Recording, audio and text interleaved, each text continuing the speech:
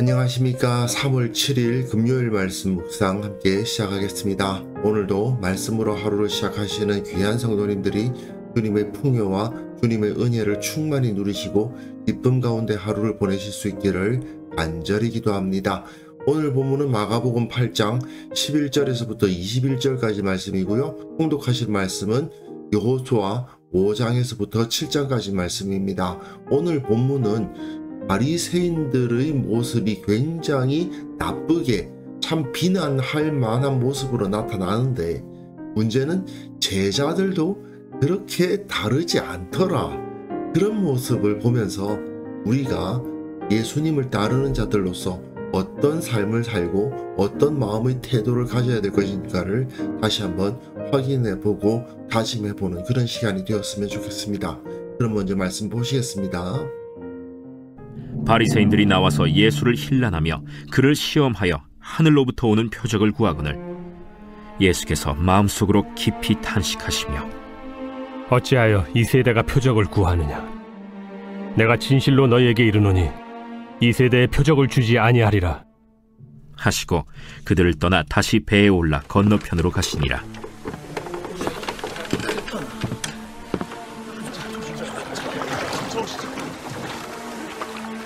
제자들이 떡 가져오기를 잊었음에 배에 떡 한 개밖에 그들에게 없더라. 예수께서 경고하여 이르시되 삼가 바리새인들의 누룩과 헤롯의 누룩을 주의하라. 이는 우리에게 떡이 없음이로다. 너희가 어찌 떡이 없음으로 수군거리느냐? 아직도 알지 못하며 깨닫지 못하느냐? 너희 마음이 둔하냐? 너희가 눈이 있어도 보지 못하며 귀가 있어도 듣지 못하느냐? 또 기억하지 못하느냐? 내가 떡 5개를 5,000명에게 떼어줄 때 조각 몇 바구니를 거두었더냐? 12이니이다. 또 7개를 4,000명에게 떼어줄 때 조각 몇 광주리를 거두었더냐? 7이니이다. 아직도 깨닫지 못하느냐? 이제 갈릴리 단락이 거의 끝나갑니다. 갈릴리 단락에서는 예수님이 하나님의 아들이시란 사실이 드러나고는 있는데 정작 사람들은 잘 못 깨닫죠. 제자들도 마찬가지입니다. 어제 본문에서 예수님께서 배를 타시고 달마누다 지방으로 옮겨가셨죠. 오병이어 사건 이후에도 제자들에게 배를 태워서 건너가게 하셨고, 칠병이어 이후에도 배를 탔다는 것이 굉장히 비슷하죠. 그리고 오병이어와 칠병이어 사건 모두 다 이후에 제자들과 바리새인의 이야기가 나오는데, 오병이어 사건에서는 제자들이 예수님을 두려워하고 떨었던 그런 모습을 보여줬고, 그 다음에 바리새인과 서기관 이야기가 나왔다면, 오늘 본문에서는 바리새인이 먼저 나오고 그 다음에 제자들의 모습이 나옵니다.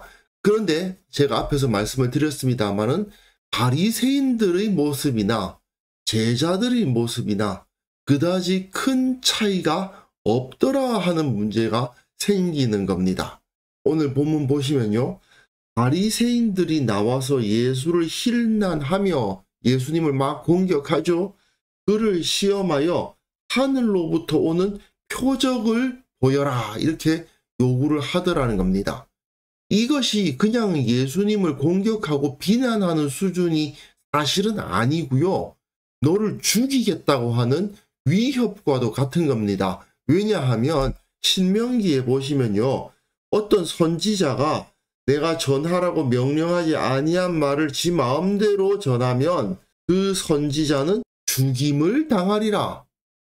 근데 사람들이 그 말이 여호와께서 이르신 말씀인지 우리가 어떻게 알리요 할 텐데, 만일 선지자가 있어서 여호와의 이름으로 말한 일에 증험도 없고 성취함도 없으면 이는 여호와께서 말씀하신 것이 아니요, 그 선지자가 지 마음대로 한 것이니까 두려워하지 말고 죽여라, 이런 말씀이 있거든요. 증험과 성취함이란 것이 요구되는 거 아닙니까? 이게 바로 하늘로부터 오는 표적이에요. 하늘로부터 오는 표적 보여봐, 너 없어, 너 죽을 줄 알아, 이런 말이거든요. 이런 태도의 예수님은 마음속으로 깊이 탄식하시며 이르시되 어찌하여 이 세대가 표적을 구하느냐? 내가 진실로 너희에게 이르노니 이 세대에 표적을 주지 아니하리라 하시고 그들을 떠나 다시 배에 올라 건너편으로 옮기십니다. 즉 달마누다 지방이라는 곳에서는 거의 잊지를 못하신 거죠. 여기서 우리는 예수님의 탄식을 이해할 필요가 있습니다. 왜냐하면요, 이 세대가 표적을 구한다는 것이 문제인 거죠. 지금까지 예수님께서 행하신 것이 표적이 아니라는 겁니까? 수많은 사람들이 병을 고치셨고 귀신을 내쫓으셨습니다. 5병이어 7병이어 사건을 일으키셨습니다. 그게 표적이 아니라는 겁니까? 그런데 바리새인들은 표적 아니라는 거잖아요. 이 사람들은 표적을 아무리 보여줘 봤자 그건 표적 아니야 라고 부인할 자들 아닙니까?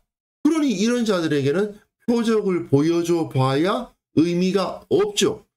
그런데 바리새인들은 그렇다 치자고요. 문제는 제자들이 떡 가져오기를 잊었음에 잠깐 내렸다가 바리새인들이 혼란을 당하고 하다 보니까 빨리 가자 이렇게 되다 보니까 빵을 챙기지를 못했던 모양입니다. 그래서 배에 떡 한 개밖에 그들에게 없더라. 빵 하나밖에 없어요.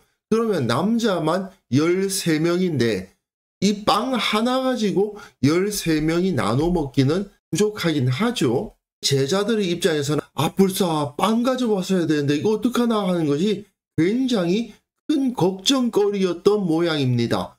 아니 도대체 우리가 무슨 정신으로 빵 챙기는 걸 잊었지? 하면서 걱정을 하고 있었던 거예요.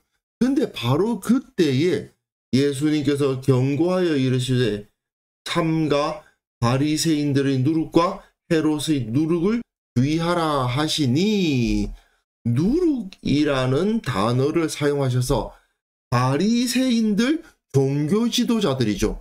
헤롯 정치 권력자들이죠.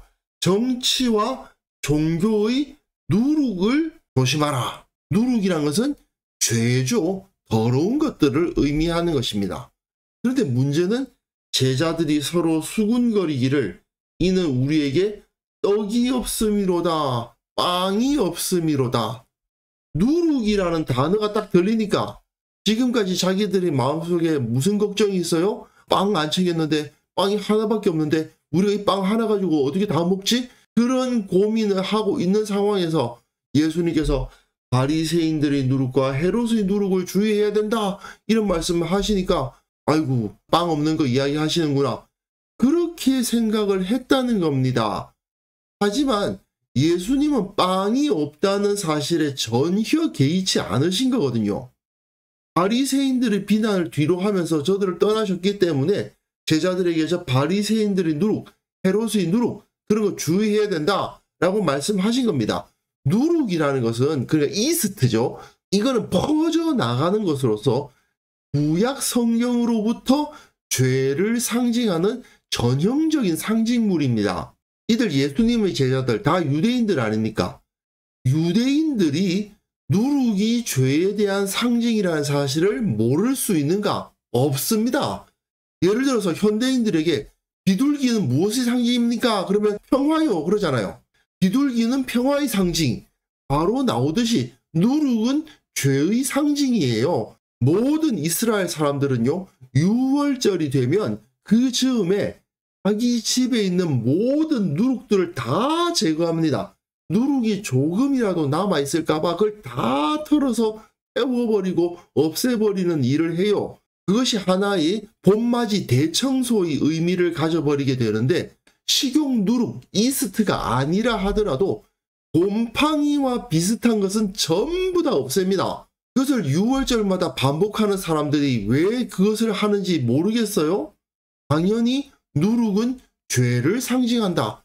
우리가 살아가다 보면 생길 수 있는 모든 죄악들을 정기적으로 다 제거해야 된다. 6월절이 바로 그런 날이다. 이렇게 사람들은 다 알고 있어요. 그래서 6월절을 무교절이라고도 부르는 거 아닙니까? 그런데 여기서 예수님이 바리새인들의 누룩과 헤롯의 누룩을 주의하라는 이 말씀을 하시는데 이 누룩이 죄를 상징적으로 말씀하시는 것이란 것을 모른다고요? 말도 안 되는 얘기입니다. 지금 예수님이 제자들이 이해하기 어려울 만한 심오한 상징, 심오한 비유를 사용하셔서 말씀하신 게 아니라는 얘기예요. 이거는 유대인들이라면 다 알 수밖에 없는 상징이에요. 그런데 문제는 이 가르침을 들었던 제자들이 머릿속에 우리 빵 없어 하는 생각으로 가득 차 있다 보니까 누룩이라는 단어가 딱 들리니까 누룩하면 죄 하고 나와야 되는데, 비둘기 하면 평화하고 나와야 되는데 누룩했는데 죄가 안 나오고 빵 나온 거예요. 정말 한심하죠. 지금까지 이 빵이라는 것은 하나님의 은혜, 하나님의 선물을 상징하는 거 아니었습니까? 말씀이기도 하고 생명이기도 하죠.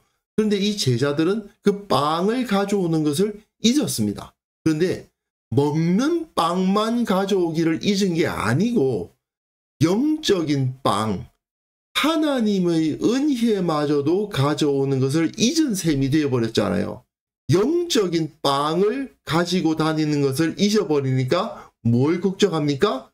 먹는 빵이 없는 거 걱정하고 있는 거예요. 그리고 먹을 빵이 없다는 걱정에 딱 사로잡히니까 아주 쉬운 가르침조차도 깨닫지 못하고 무엇을 먹을까, 무엇을 입을까를 걱정하는 상황이 되어버린 겁니다. 예수께서 아시고 이르시되, 자, 여기 보세요. 너희가 어찌 떡이 없음으로 수군거리느냐? 아직도 알지 못하며 깨닫지 못하느냐? 너희 마음이 둔하냐? 너희가 눈이 있어도 보지 못하냐? 귀가 있어도 듣지 못하냐? 기억하지 못하냐?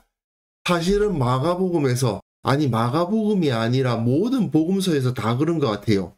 예수님이 제자들을 책망하시는 본문 중에서 이 본문만큼 심한 본문이 없어요. 지금 몇 번을 반복해서 야단을 치시는 겁니까? 어떻게 그렇게 수군거릴 수 있느냐? 아직도 모르겠느냐? 깨닫지 못하냐? 너희 마음 둔한 거냐? 눈이 있어도 보지 못하는 거냐? 귀가 있어도 듣지 못하는 거냐? 기억 못하느냐? 예수님이 그냥 막 반복해서 어떻게 너네들이 이걸 깨달지 못할 수가 있느냐고 막 야단을 치시잖아요. 좀 전에 바리새인들 보세요. 바리새인들은 오병이어 칠병이어 사건을 보거나 들었음에도 불구하고 그것을 행하신 이가 어떤 이이신지 모르고 하늘로부터 오는 표적보이라는 식으로 말을 했었어요. 제자들은 바리새인들보다 더 가까이서 그걸 다 보고 경험하지 않았습니까? 자기들 손을 통해서 그 빵을 나눠준 사람들이잖아요. 그럼에도 불구하고 지금 여기 앉아가지고 빵이 없다는 것을 걱정하고 있었다는 것이죠. 그리고 마가는 여기서 빵이 한 덩어리가 있었다라는 것을 미리 말해 놓았죠. 빵이 전혀 없느냐? 아니에요. 한 덩어리 있어요. 아니 13명이 먹기엔 너무 부족하잖아. 지금까지 5,000명, 4,000명이 먹을 때 그것이 충분했던가요? 아니잖아요. 13명에게 빵 한 덩어리 있으면 지금까지 경험한 것에 비유하면 정말 엄청나게 빵이 많은 거 아닙니까? 빵 5개로 5,000명을 먹이시고 빵 7개로 4,000명을 먹이신 그분이 지금 여기에 함께 계신데 자기네들의 손에 빵이 하나밖에 없다는 걱정을 하다니 이게 말이 안 되는 거잖아요.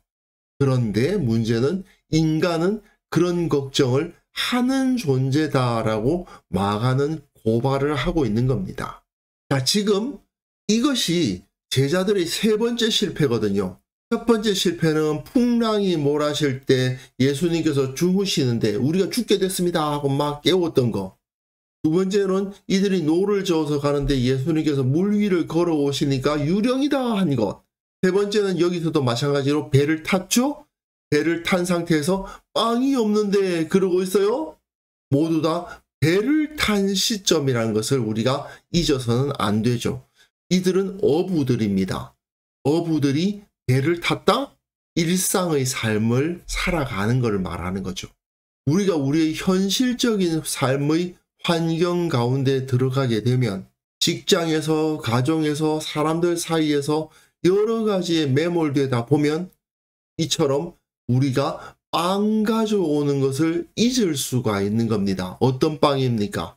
하나님께서 우리에게 주신 그 은혜의 빵을 가지고 오는 것을 잊다 보니까 이런 떡이 없으므로 수군거리는 이런 어리석은 모습을 보이게 된다는 겁니다. 내가 떡 5개를 5,000명에게 떼어줄 때에 조각 몇 바구니를 거두었더냐? 이르되 12이니이다. 대답은 잘해요. 또 7개를 4,000명에게 떼어줄 때에 조각 몇 광주리를 거두었더냐? 이르되 7이니이다. 온 땅, 온 만물을 충분히 먹일 수 있는 하나님의 은혜가, 하나님의 구원이 예수님께로부터 나오는 것을 너희들은 보았다. 그런데도 불구하고 아직도 깨닫지 못하느냐? 왜 못 깨달았다고요? 무엇을 먹을까, 무엇을 마실까, 무엇을 입을까 걱정하고 있었던 겁니다. 다 이방인들이 구하는 것, 예수님을 믿지 않는 자들이 걱정하는 것에 매몰되어 가지고 어부들이 배를 탔을 때 일상의 삶 가운데 매몰되어 가지고 그런 걱정을 하고 있더라는 겁니다. 너희 하늘 아버지께서 이 모든 것이 너희에게 있어야 할 줄을 아시느니라. 그럼에도 불구하고 예수님의 제자라는 자들이 그것을 제대로 깨닫지 못하고 두려워하고 있더라 이거죠. 제자들이 빵을 가져오는 것을 잊었는데 도시락으로 챙긴 빵이 중요한 것이 아니라 예수님을 통해 나타난 하나님의 권능과 은혜의 빵, 그 영적인 빵을 잊어버렸다는 것을 우리는 여기서 확인해야만 됩니다. 예수님과 함께 다니며 예수님께서 보내신 곳에 가서 복음을 전하고 귀신도 내쫓고 그들의 손으로 직접 5,000명, 4,000명의 무리들에게 빵을 나눠줬잖아요. 빵 5개, 빵 7개 그거 가지고 5,000명, 4,000명이 전부 먹는 거를 자기 손으로 경험했잖아요. 그런데도 불구하고 배를 타니까 뭐 먹지? 우리 먹을 거 있나? 그 걱정에 매몰되고 마는 이런 어리석은 모습이 인간들에게 있더라 이겁니다. 제자들이 잊어서는 안 되는 빵은 주님의 권능과 하나님의 은혜였습니다. 우리들도 마찬가지 아닙니까? 지금까지 우리를 인도해 오시고 모든 필요를 채우셨던 하나님의 은혜를 잊어서는 안 됩니다. 지금 우리가 어떤 빵 때문에 고민하고 있는지 돌아봐야만 됩니다. 우리 눈으로 보기에는 부족해 보이지만 그 부족한 것을 사용해서 주님께서는 어마어마한 일을 행하실 수 있지 않습니까? 우리에게는 빵 한 덩어리 있어요. 이 빵 한 덩어리면 충분해요.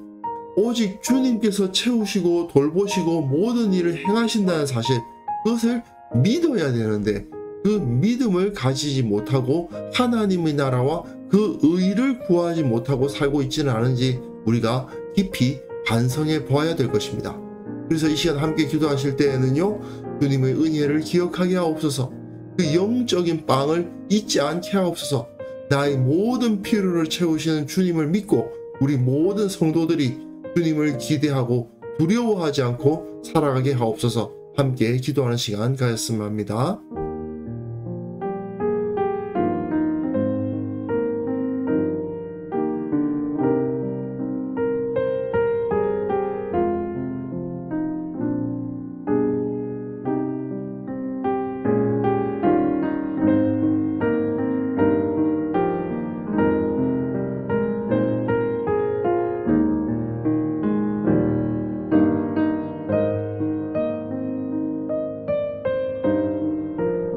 하나님 아버지, 주님의 은혜를 기억하고 주님께서 나의 모든 필요를 채워주신다는 사실을 믿으며 살아가는 자가 되게 하여 주옵소서. 무엇을 먹을까 무엇을 입을까를 걱정하며 이방인들처럼 살아가는 자들이 아니라 주님께서 나를 책임져 주시고 이끌고 계신다는 사실을 온전히 믿고 주님의 역사하심에 대한 확신 가운데 충만한 자들 되게 하여 주옵소서. 우리 교회가 그 확신들을 나누고 서로를 격려하고 일으켜 세우고 하나님의 나라를 위해서 최선을 다하여 살아가는 자들의 공동체가 될 수 있도록 주께서 은혜를 허락하여 주옵소서.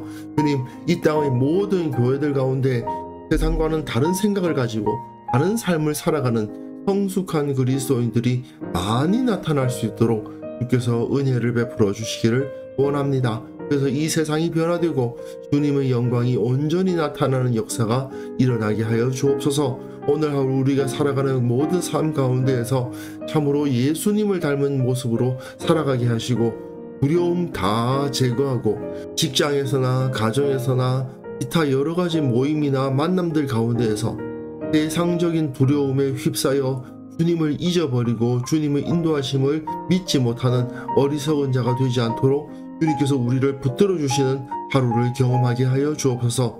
우리의 기도에 응답하시는 주님, 우리를 지키시는 주님, 우리를 이끌고 계시는 주님을 체험하며 감사하며 기뻐하는 하루를 보낼 수 있도록 그래서 우리와 함께하여 주옵소서. 예수님의 이름으로 기도합니다. 아멘.